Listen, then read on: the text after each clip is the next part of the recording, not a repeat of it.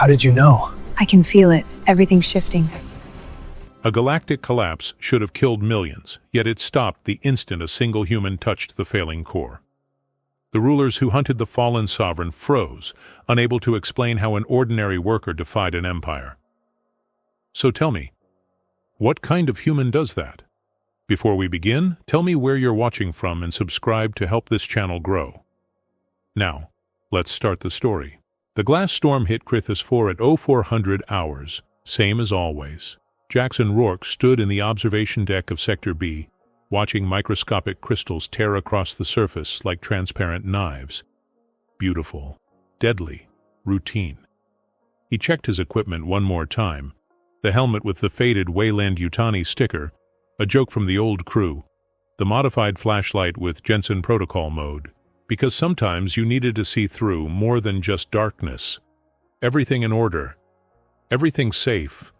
Except it never really was. 3 years ago, Sector D had collapsed during a similar storm. 2 friends gone in seconds. Marcus, who made terrible jokes. Lynn, who always shared her lunch. Jackson had been 30 meters away, doing the exact same inspection he was doing now. Close enough to hear the structure fail, too far to do anything about it. He carried that distance with him every single day. The factory floor hummed beneath his feet as he descended. Workers moved through their routines, trusting the ancient machinery, the patched walls, the systems held together by hope and improvisation. Jackson knew every weak point in this place, every crack, every stress fracture, every section that groaned a little too loud. That was when he noticed her.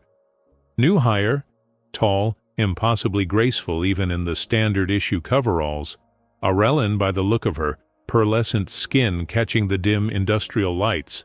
But something was wrong. She positioned herself oddly, always keeping distance from the overhead tracks, avoiding the eastern support columns entirely. Like she could feel something nobody else could. His colleague Ven noticed too, but for different reasons. Damn, that is one beautiful alien. What's someone like that doing in a place like this? Jackson did not answer. He was watching her eyes, the way they tracked the heavy cargo passing overhead, just a fraction of a second before the warning lights activated, the way her shoulders tensed when the floor vibrated, as if bracing for something that had not happened yet. She was either the most paranoid person he had ever met, or she knew something. He approached her station at the end of shift, kept his voice neutral. "First week's always the hardest. You settling in, okay?" She looked at him with eyes that held too much sadness for someone her age. Golden-flecked irises that seemed to see straight through his casual concern to the hyper-vigilant protection specialist underneath. "I'm fine," she said quietly. Her voice carried an accent he could not place, refined but deliberately muted. "Thank you. I'm Jackson, safety coordinator. If anything concerns you, anything at all, you let me know. That's not policy, that's just how it should be." She studied him for a long moment, as if deciding whether he meant it, then nodded once, a gesture that seemed practiced, formal. "Lorinda." He watched her leave, moving through the crowd like someone trying very hard to be invisible, someone running from something, someone who understood that the safest place to hide was in plain sight among people who asked no questions. Later that night, running his standard diagnostics, Jackson flagged an anomaly in Sector C. Microseismic readings showing stress concentrations near the primary support structure. Nothing critical yet. But the pattern was wrong, deliberate almost. He filed the report and added Sector C to his hourly inspection rounds. On the observation monitor, he caught one last glimpse of Lorinda, working the late shift. She stood perfectly still for a moment, hand pressed against a support beam, eyes closed. When a cargo container passed overhead on the transport rails, she flinched, entire body trembling for just a second. Then she caught herself, straightened, and went back to work as if nothing had happened. Jackson made a note in his personal log. Not official, just a reminder to himself. Watch the new one. She's scared of something. And fear, in a place like this, usually means someone knows what's coming. The equipment malfunction happened during the morning shift change. loud enough to draw everyone's attention. A hydraulic lift had seized mid-operation, trapping a pallet of components 10 meters up. Standard procedure called for emergency lockdown of the section. Jackson arrived to find Lorinda already there, staring up at the suspended load with an expression that looked less like concern and more like certainty. "I can help," he offered, gesturing to the manual override controls. "2 people can stabilize it faster." "I've got it." Her response came too quickly, defensive. Pride masking something else. Fear, maybe? Before he could press, Cade pushed through the small crowd. The man was built like a cargo hauler, with opinions to match. Of course, the alien breaks something her first week. Typical. Several workers shifted uncomfortably. Nobody disagreed out loud. "Equipment's 15 years past maintenance," Jackson said evenly, not looking at Cade, just checking the hydraulic readings. It would have failed eventually, just bad timing. Bad hiring, more like. Cade crossed his arms. "We've got enough problems without adding more." Jackson did not rise to it. He never did. Instead, he walked Cade through the actual fault log, showed him the maintenance records, made it clear to everyone listening that the failure had nothing to do with who was standing nearby when it happened. Cade backed off, but the look he gave Lorinda promised this was not over. After the crowd dispersed, Jackson found Lorinda at her workstation, hands steady but eyes distant.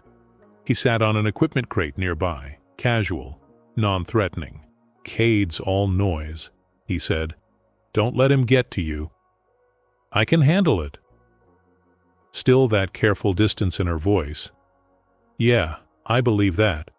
He meant it. "But you don't have to handle everything alone. That's what I'm here for. If something worries you, anything at all, you can tell me. Could be equipment, could be people. Doesn't matter." She looked at him then. Really looked, as if trying to understand what kind of person said things like that and actually meant them. "You don't know anything about me," she said quietly. "True. But I know someone trying real hard to disappear when I see it. And I know that nobody works this carefully unless they've seen what happens when things go wrong." Something flickered across her face. Recognition, maybe. The understanding of one scarred person seeing another. Before she could respond, the floor trembled. Minor seismic event common on Krythos 4. The alarms did not even trigger. But Lorinda went rigid, hand shooting out to grip the edge of her workstation. Her eyes unfocused, tracking something invisible. 3 seconds later, the alert finally sounded. Minor structural stress detected in Sector G. Jackson stared at her. "You felt that before the sensors did." She pulled her hand back like the metal had burned her. "I need to go." She left before he could ask anything else. That evening, running his inspection of the ventilation systems, Jackson found something that made his stomach drop. The maintenance log showed routine checks, everything normal. But when he physically traced the lines, he found bypass code in the automated systems. Someone had rigged the airflow regulators to look functional, while slowly building pressure in specific sectors. It would fail eventually. Probably during a double shift, when the most people would be in those sections. He flagged it immediately, started running diagnostic overrides, but the code was sophisticated. Professional. This was not neglect. This was sabotage. Jackson thought about Lorinda's hands gripping the workstation. The way she had known something was wrong before the systems registered it. Whatever she was running from, whatever she was hiding, it was not this. Her fear was too genuine, but someone was targeting this facility. And if he was right about the timing, they had less than a week before people started dying. The Sector C evacuation happened at 1400 hours. The structural integrity monitors finally registered what Jackson had been tracking for days. Microseismic stress reaching critical levels. Not enough to justify a full shutdown, but enough to clear the immediate area. Jackson coordinated the evacuation personally, moving workers to safer sections. Standard procedure. But he noticed Lorinda refusing to enter certain corridors, taking longer routes that made no logistical sense. She was avoiding specific areas like they were minefields, because to her, maybe they were. "You trying to add an hour to your shift?" Cade called out, blocking her path. A few workers slowed to watch. "Or just too special to follow basic directions?" Jackson stepped between them before Lorinda could respond. Not aggressive, just present. His voice stayed level, professional. "She's following safety protocols. Different route, same destination. We're good here." Cade looked like he wanted to push it, but other workers were watching now. He backed off with a grunt, but the message was clear. The alien did not belong. Lorinda did not thank Jackson. Just gave him that same searching look, like she could not quite figure out what he wanted from her. Because everyone wanted something, right? That night, Jackson found her in the old storage depot, the section they only used for equipment nobody could afford to throw away but nobody wanted to fix. She was on the floor, back against a decommissioned generator, hands pressed to her temples. Trembling. He set his toolkit down gently, making noise so she would know he was there. Then he sat down beside her, back against the same generator. Close enough to matter, but not so close she would feel trapped. He did not ask what was wrong, did not demand explanations, just sat there, breathing steady and slow, the way you do when you want someone to know they are not alone. After a long time, her breathing started to match his. The trembling eased. "It hurts," she whispered, feeling everything shift and crack and strain, like the whole world is screaming and nobody else can hear it. "I hear you," Jackson said quietly. "That counts for something." She laughed, a sound caught between hope and despair. "You don't understand what you're offering. Protection, kindness, to someone like me." "Someone like you?" he repeated. "You mean someone scared? Someone who works harder than anyone else and never complains? Someone who feels things the rest of us miss? Someone dangerous." Her voice cracked. "Someone who brings danger. Then we'll deal with it. You're simple as that. Whatever it is." She turned to look at him finally, those golden eyes searching for the lie, the hidden agenda, the inevitable betrayal. But Jackson had spent 3 years learning to read people, learning to see the signs before disaster struck. And what he saw in her was not deception, it was exhaustion. Bone-deep, soul-crushing exhaustion of someone who had been running for too long. "Why?" she asked. "Why would you do this?" "Because everyone deserves someone in their corner." He thought about Marcus and Lynn, the distance he could not close fast enough. "And because I'm really tired of being too late." Later, back in his quarters, Jackson ran his nightly system checks. That was when he found the coded messages in the facility's communication logs. Someone was sending encrypted data packets to Lorinda's terminal. Someone looking for her. He should report it. Protocol demanded it. Instead, he created a false trail, made it look like the signals were bouncing off the facility's relays by accident. Bought her time. He did not know what from, but he knew desperation when he saw it. His terminal pinged with a priority alert. The ventilation sabotage was worse than he thought. The pressure buildup would reach critical failure during the next double shift. 48 hours, maybe less. 2 problems. 1 facility. And a woman who could sense structural failure before the best instruments humanity had ever built. Jackson pulled up the schematics and started planning. Whatever Lorinda was hiding from, it would have to wait. Right now, he had to make sure everyone survived long enough to have secrets worth keeping. Jackson spent 2 days tracing the sabotage code, following digital breadcrumbs through maintenance systems that should have been isolated. Whoever rigged the ventilation knew the facility's infrastructure better than most of the engineers. The pattern was deliberate, surgical, a timer counting down to catastrophe. He was cross-referencing pressure readings when he heard them. Children's voices in the lower sublevels, where no children should be. Young Orellans, by the sound of it, speaking in hushed tones about finding someone. Finding her. A soberana, one whispered. The Sovereign. Jackson filed that away. Questions for later. The maintenance catwalk gave him a clear view of the sabotaged ventilation hub.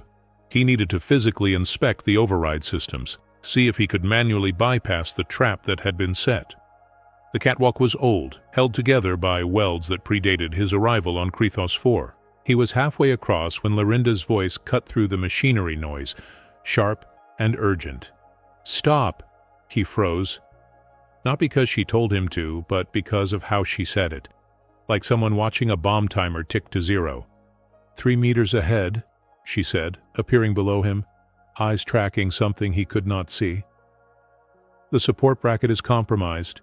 Stress fracture along the primary weld line. It'll give the moment you put weight on it." Jackson looked at the section she indicated. It looked fine, solid, but he had learned to trust his instincts, and his instincts said she was not guessing. He redistributed his weight, moved carefully back. The moment he cleared the section, the bracket groaned, metal screaming, and the catwalk section dropped 15 centimeters before catching on secondary supports. If he had been standing there, he would have gone over the edge. 12-meter drop onto processing equipment. He climbed down on shaking legs. "How did you know?" "I felt it." She looked almost apologetic. The way the structure was holding tension, the micro vibrations through the support frame. "I can sense when things are about to fail." "That's not just good instincts." He studied her face. "That's something else." She met his eyes, and for the first time he saw the calculation, the decision being made in real time. Trust or run, stay or disappear. "Why did you save me?" he asked. "Because you matter." Simple, honest, like it was the most obvious thing in the world. Something in his chest loosened. All those years of being the invisible safety guy, the person people forgot, was in the room. And here was someone who had looked at him and decided, without hesitation, that his life was worth saving. "Well then," he said, trying to keep it light, "guess we're even. I'll keep people off your back. You keep me from falling to my death. Fair trade." She almost smiled. Almost. "Your name," he said. "Lorinda Eshray? I've been practicing, but I'm pretty sure I'm butchering it. Lorinda Eshray." She pronounced it slowly, and there was something in the way she said it, careful and precise, like reciting a title she was trying to forget. "Lorinda," he attempted. "How was that?" "Terrible." Maina, but the corners of her mouth twitched. Almost a smile. "I'll work on it." They stood there in the humming machinery, two people who should have been strangers, and Jackson felt the weight of the moment. Whatever came next, this was the turning point. The place where running alone became standing together. "I'm not just a worker," Lorinda said quietly. "I can't tell you everything. Not yet. But if you're going to keep stepping between me and trouble, you should know it's more than just Cade. There are people looking for me. Powerful people. Then we make sure they don't find you." He said it like it was already decided. Maybe it was. "Whatever you did before, wherever you came from, that's your business. But here, right now, you're part of this crew. And I protect my crew." "Oidi." She studied him with those impossible eyes, seeing through him again. "You really mean that?" "Every word." "Then you should know the ventilation system is going to fail in 36 hours. I can feel the pressure building in the sealed sections. When it goes, it'll take half the facility with it." Jackson pulled up his scanner readings. She was right, exactly right, down to the hour. "Then we've got work to do," he said, "and I'm going to need your help." 36 hours became 18 when the pressure buildup accelerated. Jackson had seen the pattern before. Systems cascading toward failure, each small problem amplifying the next. The kind of disaster that ended with body counts and official inquiries. Not this time. Lorinda guided him through the facility like she had architectural plans embedded in her nervous system. Here the stress was concentrated. There the ventilation manifold was seconds from rupture. She did not explain how she knew. She just knew. "We can't shut it down," Jackson said, staring at the schematics. "Not without evacuating the entire facility, and management will never approve that based on theoretical modeling." "Then we don't shut it down." Lorinda traced her fingers along the schematic, and Jackson watched her think. It was like watching someone play chess against physics. "We redirect the pressure. These secondary lines, they're rated for lower flow, but if we open them in sequence, distribute the load." That's not code compliant." "Neither is dying." Jackson grinned. "I like how you think. Okay, we're going to need parts we don't have, and permission we definitely don't have. So we improvise." What followed was the kind of organized chaos that humanity excelled at. Jackson raided the spare parts depot, pulling components from 3 different systems and jury-rigging them into something that technically should not work, but probably would. Lorinda monitored the pressure flows in real time, her ability turning her into a living sensor array more accurate than anything in the facility's inventory. "That is the ugliest bypass manifold I've ever seen," she said, watching him weld mismatched couplings together. "Yeah, but it's beautiful in its own way." Jackson tested the seal. "We call it Gambiara, the art of making do." "Your species has a word for creative desperation?" "We have several words. It's kind of our thing." They worked through the night. When the pressure reached critical levels, Jackson triggered the evacuation protocols for sectors D through F. Not full facility evacuation, just enough to clear the danger zones. 23 workers moved to safe areas, grumbling about interrupted shifts. Then they activated their improvised system. The pressure redistributed exactly as Lorinda predicted. The makeshift manifolds held. The ventilation system stabilized. 23 people who did not know they were in danger went home alive. In the control room afterward, Lorinda smiled. Actually smiled. It transformed her face, erased years of careful neutrality, and for just a moment, Jackson saw who she must have been before whatever had happened to her. "We did it," she said quietly. "We did." He wanted to say more, wanted to tell her that she had just saved lives without anyone knowing, without praise or recognition, which was the best kind of heroism. But before he could find the words, the facility coordinator arrived with 2 government agents. "We need to speak with the personnel responsible for the evacuation order," the lead agent said. Her eyes fixed on Lorinda immediately, and understand how structural failure was predicted with 0 sensor confirmation. Jackson stepped forward. "That was me. Safety protocols allow for precautionary evacuations based on observed stress indicators." "Which sensors?" the agent pressed. "Visual inspection and experience. Not quite a lie. I've been doing this for years." The agent looked unconvinced. She turned to Lorinda. "You work in this sector. Did you notice anything unusual?" Lorinda's face had gone carefully blank.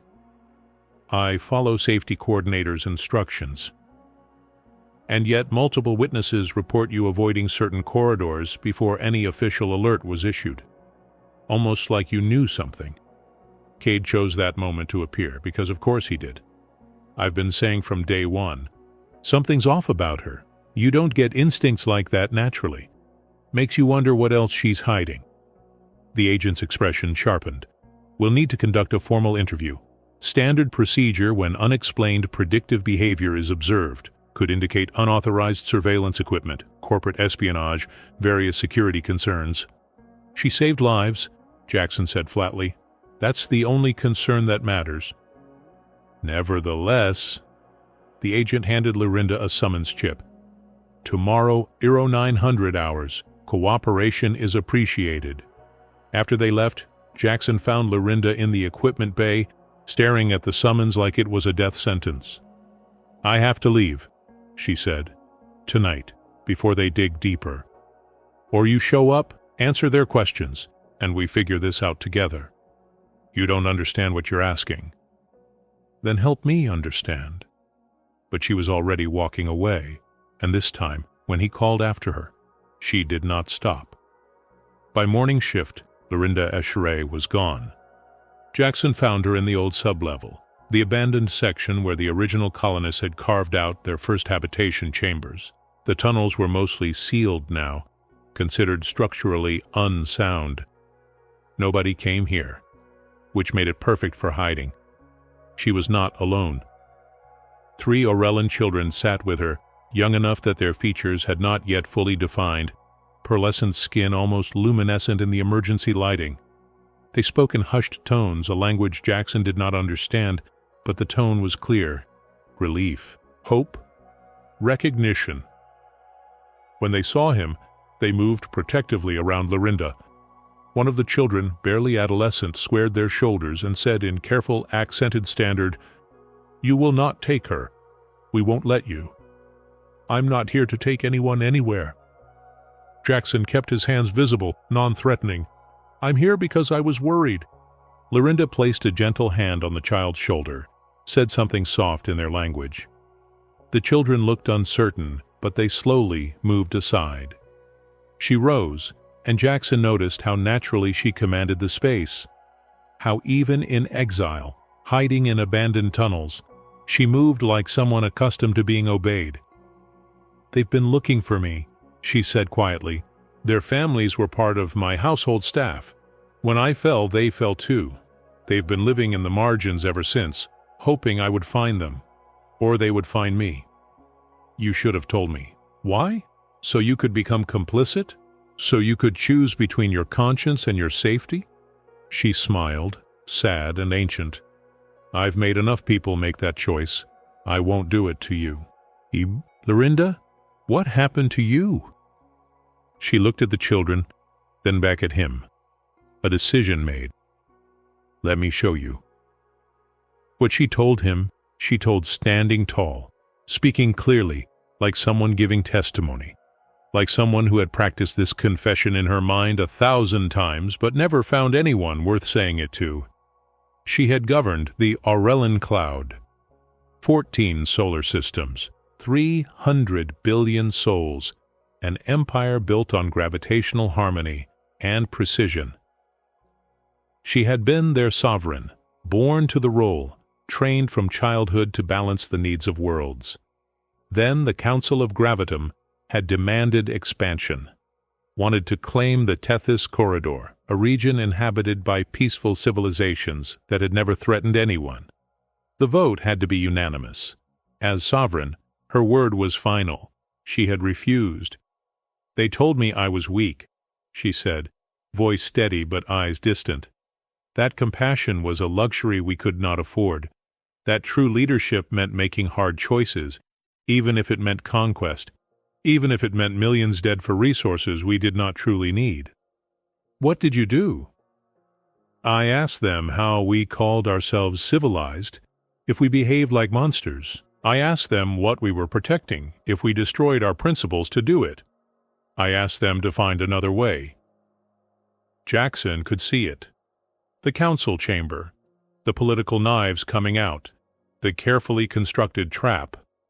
They declared me unfit to rule, orchestrated a vote of no confidence, seized my authority and banished me before I could appeal to the people directly, made it look like I had abandoned my post, my responsibilities, called me a traitor to my own species. And the conquest happened anyway, without me to stop it. The Tethys Corridor burned. The council got what they wanted, and I got to live with the knowledge that my refusal changed nothing except my own fate. She turned to face him fully, and in her eyes he saw the weight of galaxies. "So you see, I don't deserve your protection. I failed everyone who depended on me. I am exactly what the council said I was, weak, useless, a ruler who could not rule." Jackson let the silence stretch, processing. Then he said carefully, "You lost everything rather than order innocent people killed. You were overthrown because you refused to become a monster. And you call that weakness. I call it failure. I call it the only choice that matters." He stepped closer. "You know what real weakness looks like? It looks like people who choose convenience over conscience, who hurt others because it's easier than finding another way. You didn't fail. They did. She shook her head, but he saw the crack in her armor, the desperate hope that maybe, just maybe, someone would see her choice as something other than catastrophic naivete. Those coded messages, she said. They're from the Gravitum Restoration faction. Loyalists who want to put me back in power, by force, if necessary.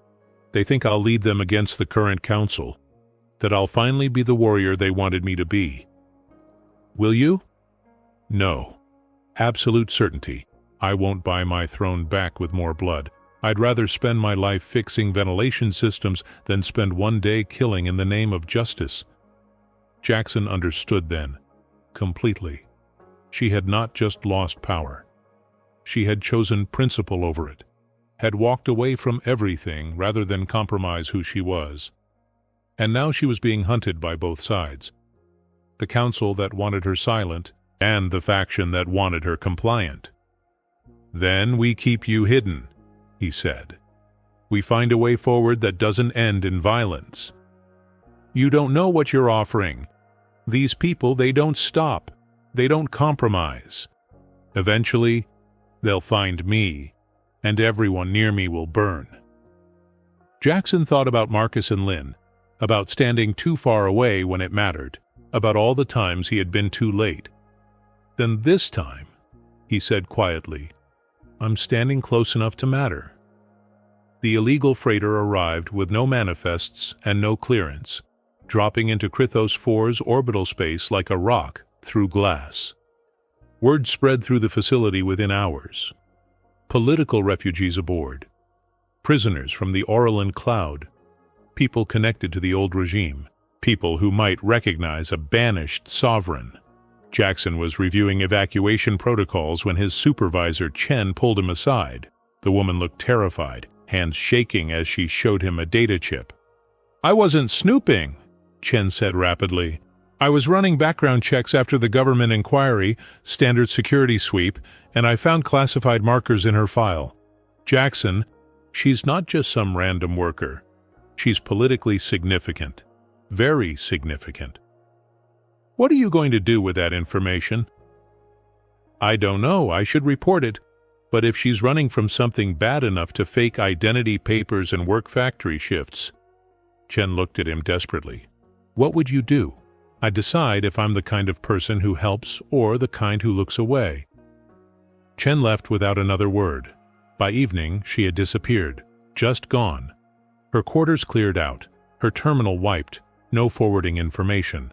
Someone had gotten to her, or she had gotten smart and run.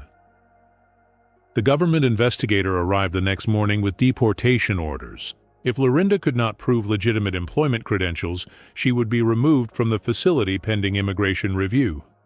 Translation: they would hand her over to whoever claimed jurisdiction, which, given the freighter full of Aurelian refugees, would be the council. Jackson tried to run interference, cited worker protection statutes, demanded legal representation. The investigator smiled politely and said the orders were already filed. That was when Cade played his card. The man had been watching, waiting for his moment. He leaked to the Restoration Faction communications network that an Aurelian matching the Sovereign's description was working at this facility. Posted it on half a dozen underground channels before anyone could stop him. By noon, 3 different groups knew exactly where Lorinda was. The Council's hunters, the Restoration Faction's operatives, and the government agents who just wanted the whole problem gone. Jackson found her in her quarters, throwing the few belongings she had into a pack. Her hands moved with mechanical efficiency, someone who had fled before and knew the routine. Don't, he said from the doorway. I have to. If I stay, everyone here becomes a target. You become a target. Then we figure it out together. No. She turned on him, and for the first time, he saw real anger. You don't get to do this. You don't get to throw yourself on the pyre for someone you barely know. I've seen good people die for me, Jackson. I won't watch it happen again. You think running protects me. They know I helped you. The moment you're gone, I'm the next best source of information. So, you leaving doesn't save me. It just means we both face this alone. You can't save me from this. I can try. The floor shook. Not a tremor. A full seismic event, the kind that should have had warning signs, system alerts, evacuation protocols, but there were none, because someone had disabled them. Someone had weaponized the planet itself. Sector C was collapsing, the structural damage they had been tracking for weeks, all coming due at once. Deliberate timing. Perfect trap. They're using it, Lorinda gasped, hand to her head, overwhelmed by the gravitational chaos. They're triggering the collapse to force me out. If I don't reveal myself, people die. Jackson was already running, Lorinda behind him, both racing toward Sector C. The evacuation alarms were screaming now, but too late, always too late. Workers scrambled for exits, but the primary routes were blocked by debris. He could see it. 30, maybe 40 people trapped between falling infrastructure and sealed emergency doors. He started shouting orders, directing people to secondary routes, trying to organize chaos into something survivable. The ceiling groaned. Support beams screaming. He looked up and saw the main structural truss starting to give way, right above the largest group of trapped workers. No time to get them out. No time to do anything except... Jackson positioned himself under the failing beam, braced his safety pole against a support, creating a temporary brace. It would not hold long. Maybe seconds. But seconds might be enough for people to run. "Go!" he screamed. "Move!" They ran. He felt the beam settling, tons of metal pressing down on his makeshift support. His arms shook. The pole was bending. Any second now. Then Lorinda was there, hands pressed against the beam, eyes blazing gold, and the weight stopped. Not completely, but enough. She was not touching the beam with her hands. She was touching it with her ability, feeling every micron of stress, every vibration, every gravitational force at play. And somehow, impossibly, she was holding it. Not with strength, but with knowledge, knowing exactly where to apply pressure, where to reinforce, where to redirect force. The workers cleared. 38 people made it to safety, and every security camera in the sector recorded an Orlan using abilities that only Sovereign-class Orlans possessed. When the dust settled, Jackson was on his knees, bleeding from a dozen lacerations, one arm hanging wrong. Lorinda knelt beside him, hands on his face, tears streaming. "You almost died, you stupid, brave, impossible human. You almost died. Worth it?" he managed through the pain. "They're alive. They're alive." But now everyone knows, everyone saw.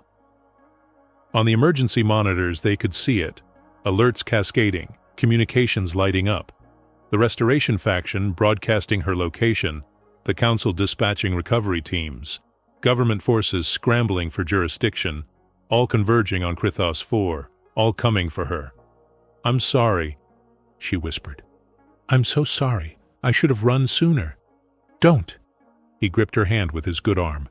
"Don't apologize for saving lives, for being exactly who you are. Who I am just got you killed." "Not yet." He tried to smile, failed. Still breathing, still fighting. But as medical teams arrived and security started locking down sectors, they both knew the truth. The running was over. Now came the reckoning. The medical bay was not designed for the chaos it held. Jackson lay on a cot, arm in a regeneration sleeve, while around him the facility descended into political warfare. 3 different factions demanded access to the facility. Government forces established a perimeter. And somewhere in the middle of it all, Lorinda refused to leave his side. "You should sleep," she said for the 5th time. "So should you." His voice was rough from painkillers and exhaustion. "When was the last time you rested?" "I governed 14 solar systems. Sleep was optional." Past tense. He caught her hand. "You're not governing now. You're here. With me. With people who give a damn." People were gathering outside the medical bay. Workers from the factory, dozens of them, refusing to disperse despite security orders. Ven was there, the same guy who had made jokes about the beautiful alien. He was not joking now. He was arguing with a government agent, citing worker protection statutes and refusing to let them through. Others joined him: engineers, technicians, even some administrators who had kept their distance before. They formed a human wall, and the message was clear: you want her? You go through us first. Cade showed up around hour 6. He looked uncomfortable, shifting his weight, struggling with words. Finally, he just said, "I was wrong about her, about a lot of things. My wife, she's Tellurian. I spent years fighting for her right to work here, to be treated fair. And the moment someone else needed the same consideration, I became exactly what I hated. So, I'm sorry, to both of you." Jackson glanced at Lorinda. She looked shocked, like she had forgotten that people could surprise you, could choose differently. "Thank you," she said quietly. "That means more than you know." The Orellan children appeared with the freed political prisoners from the freighter. Older Orellans, some bearing the marks of imprisonment, others just tired. They recognized her immediately. One of them, an elderly female with silvered features, actually went to her knees. "Sovereign, we thought you were dead. We hoped, but we never believed." "I'm not your sovereign anymore," Lorinda said gently, helping the woman stand. "I hold no title, no power. I'm just someone trying to survive." "Then let us help you survive, the way you tried to help us, the way you refused to let us become conquerors."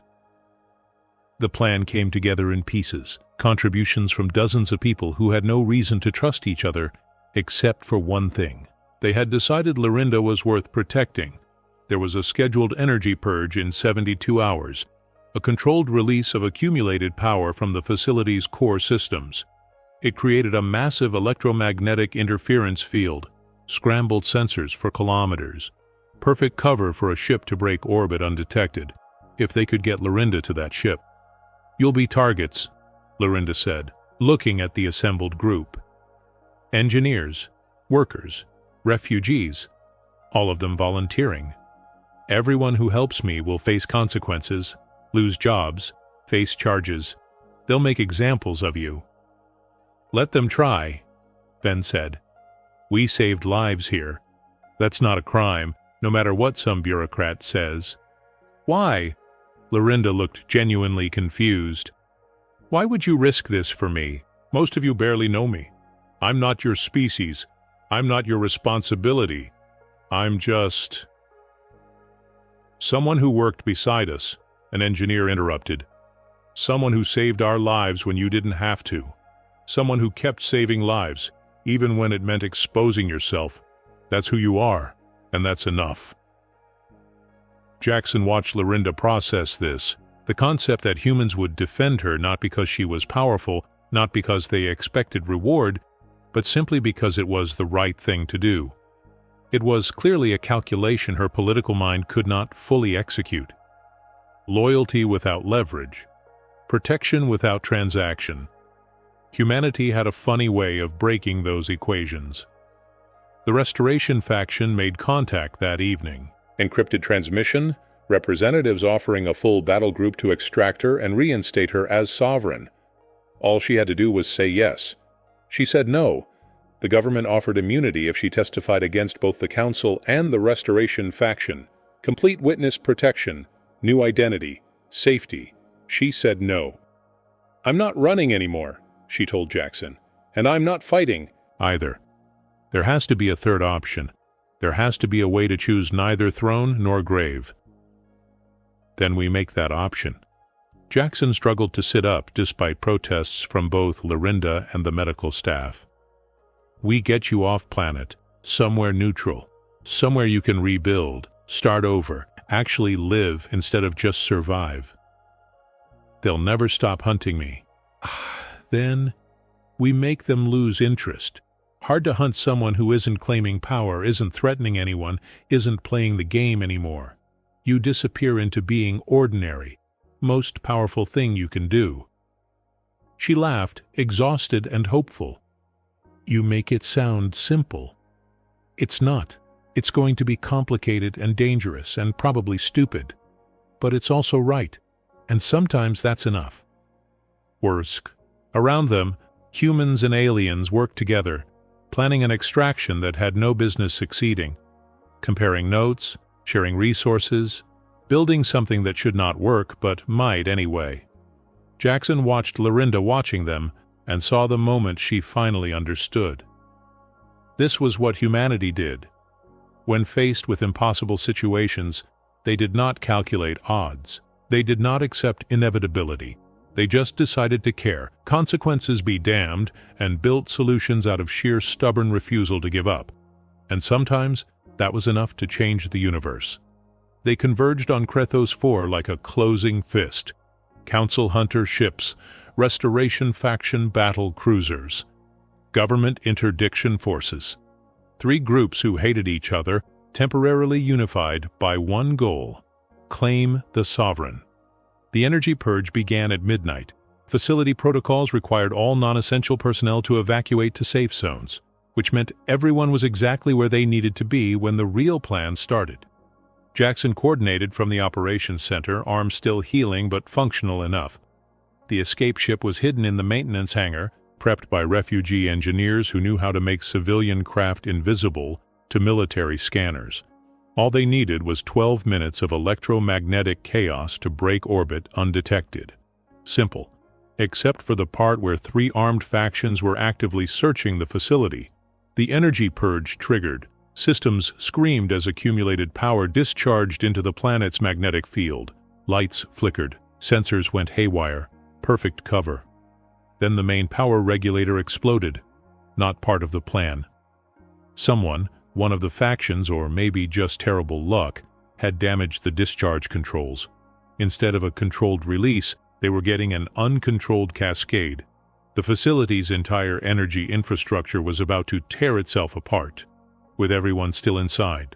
"Abort," Jackson said into the comms. "Everyone to emergency shelters now."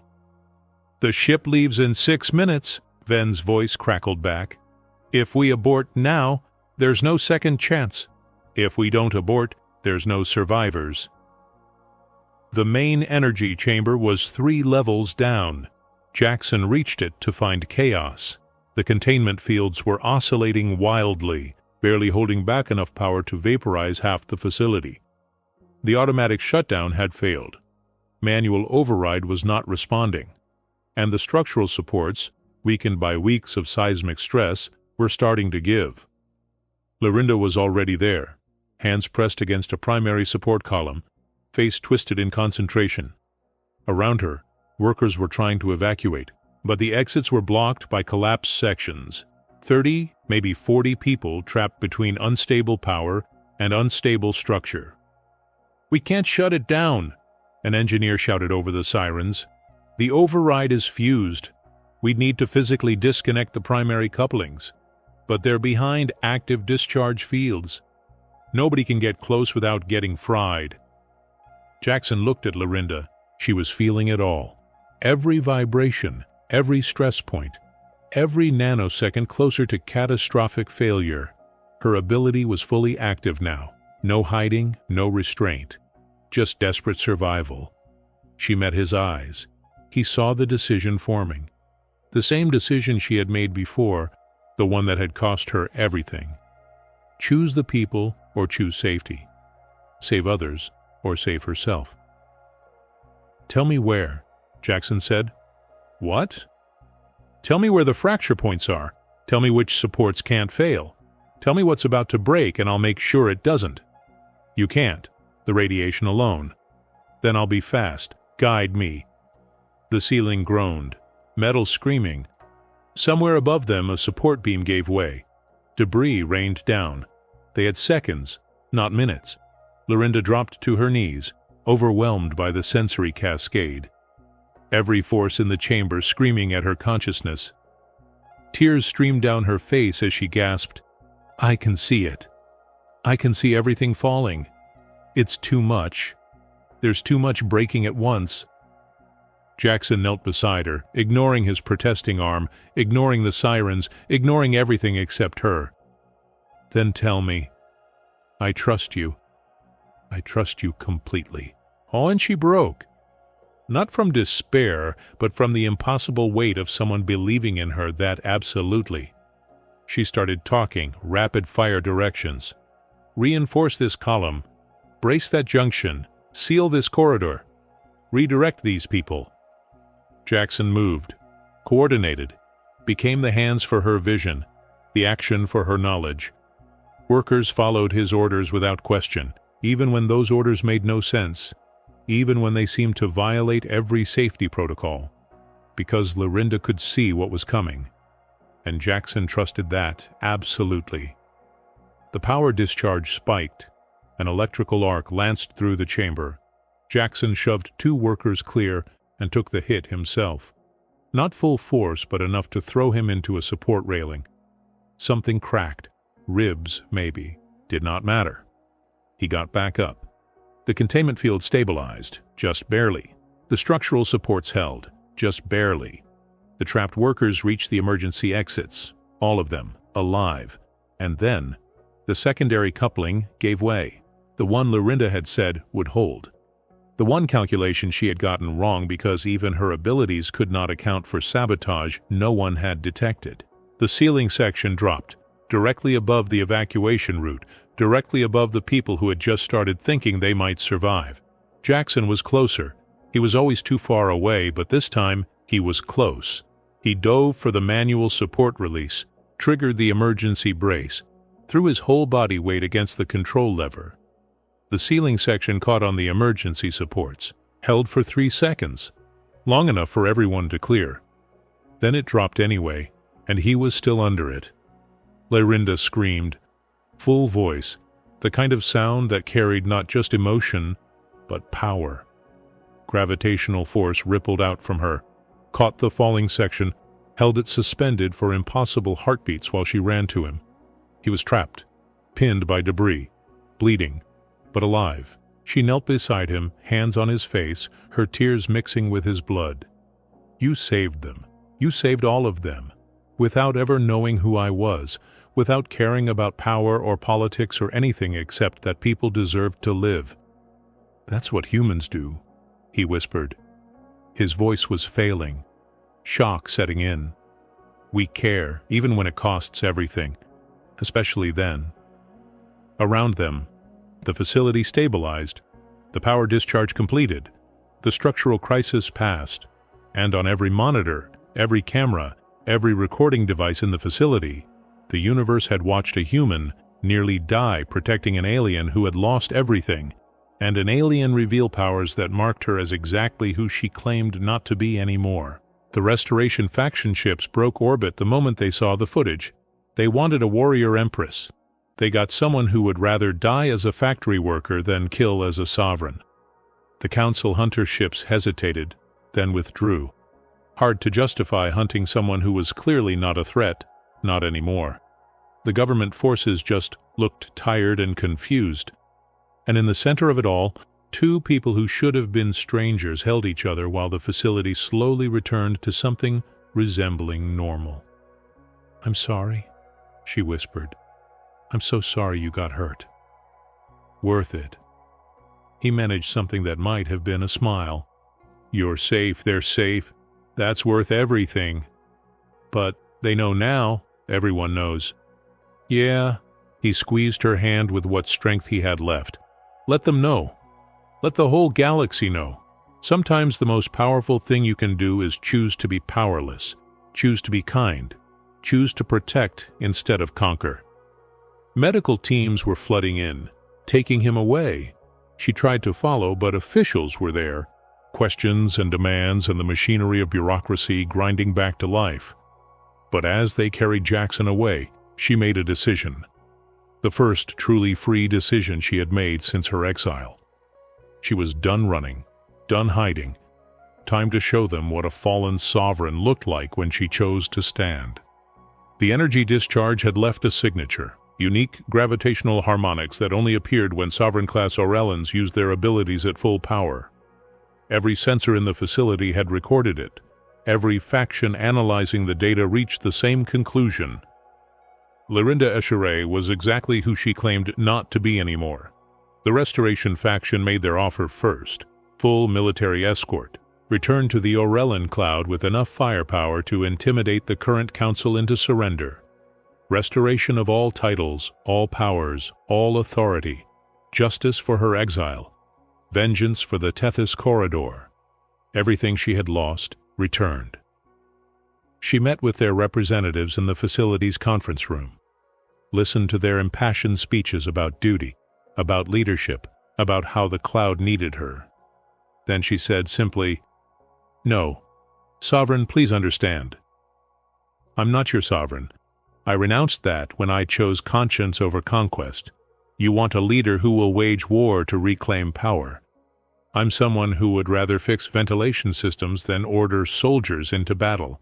We want different things. We're different people." They left, disappointed but not surprised.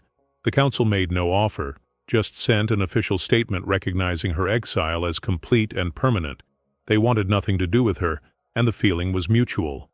The government was more pragmatic, full immunity, witness protection, new identity on a colony world far from galactic politics, complete safety in exchange for testimony about Orellan internal affairs.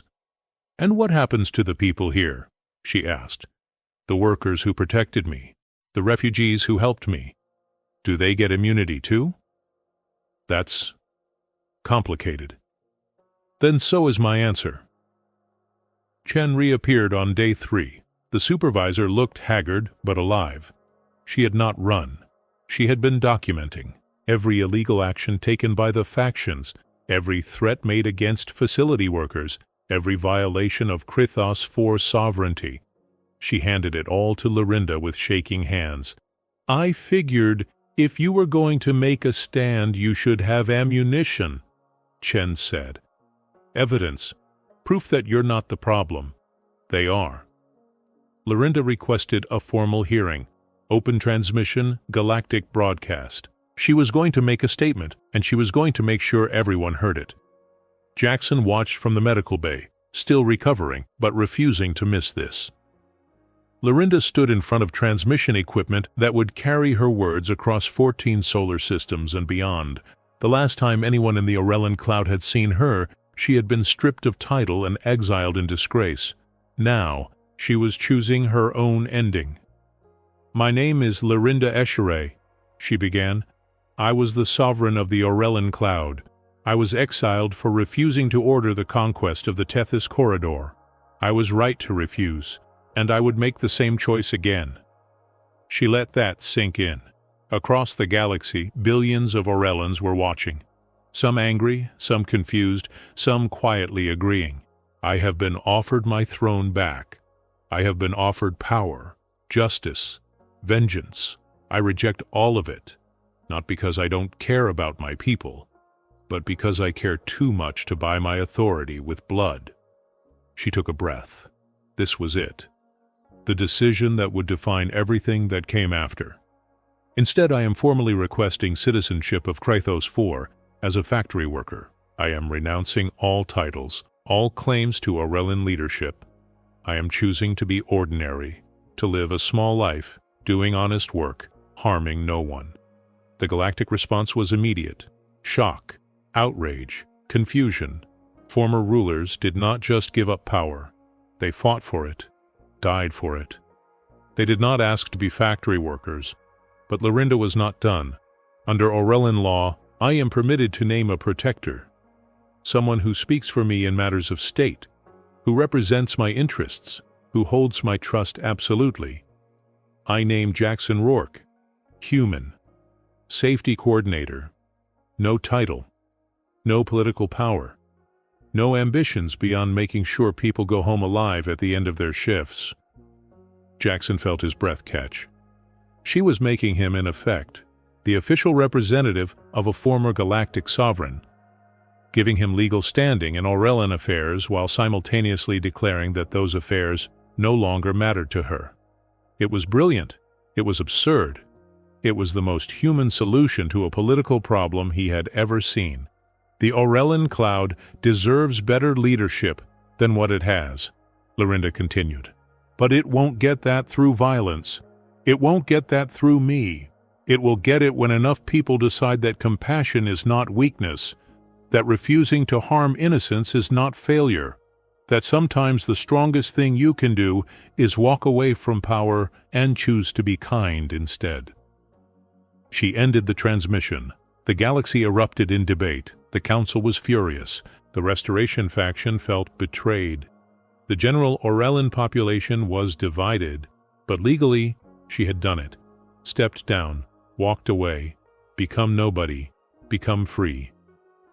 6 months later, Jackson found her in Sector C, the same sector where everything had almost ended. They were rebuilding it, reinforcing the structures that had failed, making it safer than it had ever been. She was adjusting a support beam, checking alignment with tools she had learned to use in her first weeks on Krythos 4. He joined her, grabbed the opposite end, helped guide it into place. "You know," he said, "we're probably the worst-paid representatives of galactic affairs in history." "Good." She smiled. Actually smiled, the kind that reached her eyes and meant it. "I prefer it that way." "Do you miss it? The throne? The power? All those systems under your command?" "Never. No hesitation. I have something better now." "What's that?" "Choice. Every morning I wake up and decide what kind of person I want to be. Not what kind of sovereign I should be. Not what politics demands. Just who I am. And I choose this. Simple work, honest pay. People who care about each other. You." He looked at their hands, working together. Human and Orellan. Factory workers rebuilding a structure that had almost killed them both. No titles, no crowns, no empires. Just two people who had decided that caring was enough. "You know what the funny thing is?" Jackson said. "By giving up power, you might have done more for your people than any emperor ever could. You showed them that there's another way. That you can choose compassion over conquest. That you can walk away from everything and still be someone worth respecting. That's very optimistic. I'm human. We specialize in irrational hope." She laughed, the sound carrying through the rebuilt sector. Somewhere overhead, cargo moved on reinforced tracks. Workers called to each other in a dozen languages. The facility hummed with life, with purpose, with the ordinary miracle of people just trying to survive together. And in the quiet moments between work shifts, when they thought no one was watching, Lorinda would take Jackson's hand. Just hold it. No grand gestures, no dramatic declarations. Just two people who had found each other in the margins of their broken lives and decided that broken was okay. That ordinary was enough. That sometimes the most revolutionary thing you can do is choose to be small. Because the galaxy had plenty of emperors, plenty of warriors, plenty of people willing to sacrifice others for power. But it had exactly one banished sovereign who looked at a throne and said no, who chose a factory over an empire, who decided that the life of one stubborn, protective human was worth more than 14 solar systems. And somewhere out there, watching and learning, were millions of people who had never considered that choice was even possible. Until a human showed an alien how to be powerless, and an alien showed a human that being ordinary was the most extraordinary thing of all. The universe had tried to make her a conqueror. Instead, she became something far more dangerous. A reminder that power was nothing compared to principle, that anyone, no matter how small, could choose to be kind, and that sometimes humanity's greatest weapon was not strength. It was the stubborn, inexplicable refusal to let someone face the darkness alone, even when that someone had already governed galaxies. Especially then, because in the end, titles meant nothing. Power was temporary. Empires fell. But the choice to care? That lasted forever. That changed everything. That was what made you human, whether you were born that way or learned it from someone who was. And maybe, just maybe, that was enough to change the universe. One factory, one worker, one stubborn act of kindness at a time. In the end, Lorinda's journey, and Jackson's stubborn refusal to abandon her, revealed a quiet truth most empires never learn. Sometimes the smallest life demands the greatest courage, and sometimes stepping away from power shakes the galaxy more than ruling ever could. After all the collapsing sectors, political factions, and gravitational meltdowns, it wasn't strength that changed anything. It was a choice. A human choice. The kind that looks ridiculous on paper and impossible in practice, but somehow still works because humans insist on caring even when they absolutely shouldn't. And thank every star for that. But stories like this leave echoes, don't they? So let me ask you, if you had to choose between being powerful and being good, which part of yourself would win when no one was watching? Whose life would change if you stopped running from your past and finally stood still? And what would the universe look like if more of us chose compassion over conquest, even when it cost us everything? If you stayed with me through malfunctioning catwalks, political uprisings, and one extremely overworked human safety coordinator, write the word ordinary in the comments, because in this story, ordinary was the most dangerous revolution of all. Tell me your city so I know where across this chaotic galaxy you're watching from. Subscribe if you believe ordinary people can rewrite empires by accident. Like, hype, share the story with someone who needs a reminder that walking away from a crown might be the bravest thing a person or an alien can do. And don't leave yet. The next chapter of the HFY universe is already waiting for you in the card on screen. Humans lead the way, even when no one asks them to.